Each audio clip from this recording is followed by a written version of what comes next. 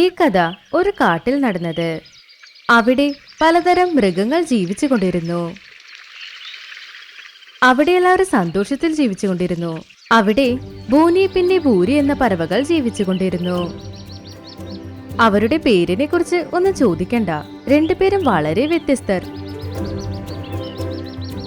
ഭൂരി എന്ന പറവ തന്റെ പേരിനൊത്ത പോലെ കാട്ടിലുള്ള ഒരുപാട് മൃഗങ്ങളെ വളരെ ശല്യപ്പെടുത്തിക്കൊണ്ടിരിക്കും. പക്ഷെ അവിടെ കിളിരാജാവും ഉണ്ടായിരുന്നു. ഇപ്പൊ അദ്ദേഹം നന്നായി വളർന്നിരുന്നു. പക്ഷെ അവരുടെ എല്ലാ ബന്ധുക്കളും അവരുടെ സ്വത്ത് പറിച്ചെടുക്കാൻ ശ്രമിച്ചു. അതുകൊണ്ട് കിളിരാജാവ് തന്റെ പിൻഗാമി ആരാണെന്ന് അന്വേഷിക്കാൻ തുടങ്ങി. അങ്ങനെയിരിക്കെ ഒരു ദിവസം ടോണി പറവ നദിയിലെ വെള്ളം എടുത്തു കൊണ്ടുവരാൻ പോയി. അത് ഈ പണി ചെയ്തുകൊണ്ടിരിക്കുമ്പോൾ ഭൂരി പറവ കണ്ടു.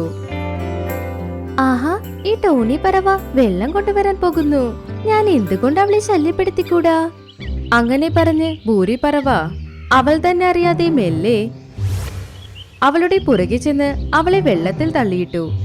പാവം ടോണിക്കുരുവി വെള്ളത്തിൽ വീണു. പക്ഷെ അവൾക്ക് നീന്താൻ അറിയാം. അതുകൊണ്ട് നീന്തി അവൾ കരയിൽ വന്നെത്തി. ഭൂരി പറവ അവിടുന്ന് ഓടിപ്പോകുന്നത് ടോണി പറവ കണ്ടു. ഈ ഭൂരി പറവ എന്തിനാ ഇങ്ങനെ ചെയ്യുന്നത്? എപ്പോഴും എല്ലാവരും ശല്യപ്പെടുത്തിക്കൊണ്ടിരിക്കുന്നു. ഇന്ന് ഇതെന്നെ വെള്ളത്തിൽ തള്ളിയിട്ടല്ലോ.